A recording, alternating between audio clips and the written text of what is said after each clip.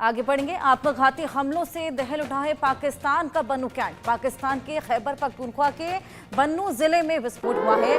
12 लोगों की मौत हो गई है। 6 आतंकवादी भी यहां पर मारे गए हैं। 2 वाहन जिनमें विस्फोटक भरकर आत्मघाती हमला यहां पर किया गया है। टीटीपी के सहयोगी हाफिज गुल बहादुर गुट ने इसकी जिम्मेदारी ली है। हाफिज गुल बहादुर से जुड़े जैश अल फुरसान संगठन ने एक बयान में बन्नू में हमले की जिम्मेदारी ली है। और ये समूह आपको बताएं तहरीके तालिबान पाकिस्तान के कई गुटों में से एक है। बन्नू के DHQ हॉस्पिटल के प्रवक्ता डॉक्टर इमान ने कहा है कि बन्नू छावनी आत्मघाती विस्फोट में 12 नागरिक मारे गए हैं, 30 घायल हो गए हैं। मृतकों में 4 बच्चे और 2 महिलाएं भी शामिल हैं। ये हमले की तस्वीरें खैबर पख्तूनख्वा का बन्नू जिला है, जहां पर विस्फोटक भरी गाड़ी जिसमें आत्मघाती हमला होता है, विस्फोटक से भरी कारों में ये पूरा ब्लास्ट हुआ। और उसी की देखिए तस्वीरें और साथ ही आवाज हम आपको सुनवा रहे हैं किस तरीके से इस आत्मघाती हमले से खैबर पख्तूनख्वा बुरी तरीके से दहल उठा है। 12 लोगों की इसमें मौत हुई है। ये गाड़ियां जिसमें विस्फोटक भरा था, टीटीपी के सहयोगी हैं हाफिज गुल बहादुर, जिन्होंने इस पूरे हमले की जिम्मेदारी ली है। साथ ही आपको बताएं कि जवाबी कार्रवाई भी यहां पर की गई थी, जिसमें 6 आतंकी भी मारे गए हैं। ये बेहद बड़ा आत्मघाती हमला यहां पर हुआ है, जिसके बाद से पाकिस्तान बुरी तरीके से दहल उठा है। खैबर पख्तूनख्वा के बन्नू जिले में ये पूरा विस्फोट हुआ, जिसकी तस्वीरें और आवाज सुनकर आप देखिए किस तरीके से पूरे पाकिस्तान में इस वक्त खलबली मची हुई है। आत्मघाती हमलों से दहल उठा है पाकिस्तान का बन्नू कैंट। पाकिस्तान के खैबर पख्तूनख्वा के बन्नू कैंट में ये पूरा विस्फोट हुआ। 12 लोगों की इसमें मौत हुई है। ये गाड़ियां थी जिसमें विस्फोटक भरा हुआ था। टीटीपी के सहयोगी हाफिज गुल बहादुर गुट है, जिन्होंने इस पूरे हमले की जिम्मेदारी ली है। इससे पहले भी कई हमले हमने देखे पाकिस्तान में इस गुट द्वारा करवाए गए हैं। अजय जांडियाल हमारे सहयोगी हमारे साथ जुड़ गए हैं। अजय, ये एक और हमला यहाँ पर देखा गया है, आत्मघाती हमला यहाँ पर हुआ है, क्या कुछ और अपडेट इसको लेकर?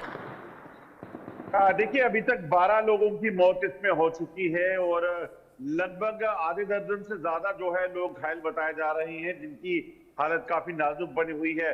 दरअसल देर शाम का वक्त था जब अचानक से जो है एक 3 से 4 लोगों का जो लड़ाके जो थे टीटीपी के, वो इस इलाके में पहुंचे। दरअसल मैं टीटीपी इसलिए कह रहा हूं क्योंकि ये जो संगठन था ये भी टीटीपी का ही एक सहयोगी था और कुछ दिन पहले ही इसने टीटीपी के साथ शामिल होकर ऐलान किया था कि वो पाकिस्तानी सेना के खिलाफ जो है हमलों को तेज करेगा। और जैसे ही ये हमला हुआ, पाकिस्तानी सेना ने हालांकि जवाबी कार्रवाई की, मगर तब तक जो है 12 लोग मारे जा चुके थे। अभी तक हालांकि उनकी शिनाख्त नहीं हो पाई है कि वो कौन लोग थे। हालांकि इस हमले में 3 जो हमलावर थे उनको वो भी मारे गए हैं। दरअसल ये फिदाइन अटैक था, जिसमें इन लोगों ने सीधे कैंप में घुसकर वहां पर अंधाधुंध फायरिंग की, ग्रेनेड से हमले किए, लॉन्चर से हमले किए, ताकि ज्यादा से ज्यादा नुकसान जो है ये कर सके।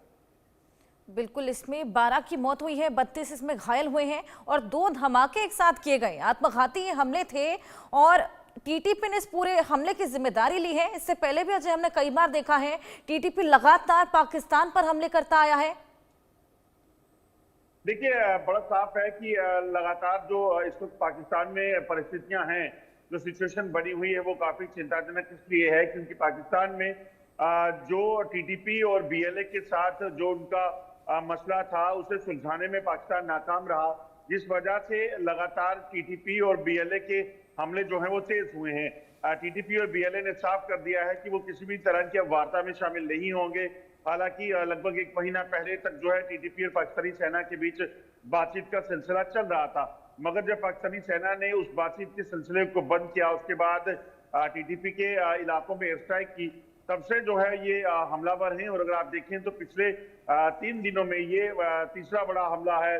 कल ये हमला हुआ जिसमें 12 लोग मारे गए। इससे पहले एक पाकिस्तानी सेना के अधिकारी जो है, उच्च अधिकारी, उनको भी एक फिदाइन हमले में एक महिला फिदाइन ने जो है वो मार गिराया था। उसमें भी 6 लोग जख्मी हुए थे, वो बलोचिस्तान में हुआ था। तो ये लगातार सिलसिला चल रहा है। दरअसल लगातार जो टीटीपी बात कहती है कि ये जो इलाका जहां पर इस वक्त वो ऑपरेट करते हैं वो इलाका अपना है, वो अपना मानते हैं और उनका कहना है कि वो किसी भी तरह से इसमें पाकिस्तान का हस्तक्षेप नहीं चाहते, चाइना का हस्तक्षेप नहीं चाहते और इसीलिए वो लगातार पाकिस्तान को इस इलाके से दूर रहने की कह रहे थे।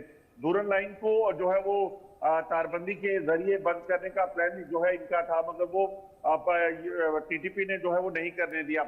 इसी तरह से बलूचिस्तान में भी अगर आप देखें तो बीएलए ने लगातार वार्निंग दी है कि पाकिस्तान उस इलाके में चीन की और अपनी मूवमेंट को जो है कम करे, नहीं तो उसको बख्शा नहीं जाएगा। मगर जब उनको समझ नहीं आ रहा तो वो हमलों को तेज किए हुए हैं। तो ये कहा जा सकता है कि पाकिस्तान जो है एक पुराने उस दौर में पहुंच चुका है जिस दौर में पाकिस्तान से बांग्लादेश अलग हुआ था। अब हालात ये हैं कि ये इलाके जो हैं खैबर पख्तूनख्वा का है, बलूचिस्तान का, ये भी पाकिस्तान से कटते दिखाई दे रहे हैं। बिल्कुल, यहाँ पाकिस्तान की मुश्किलें लगातार बढ़ती चली जा रही हैं। अजय, बहुत शुक्रिया आपका तमाम जानकारी हमारे साथ साझा करने के लिए।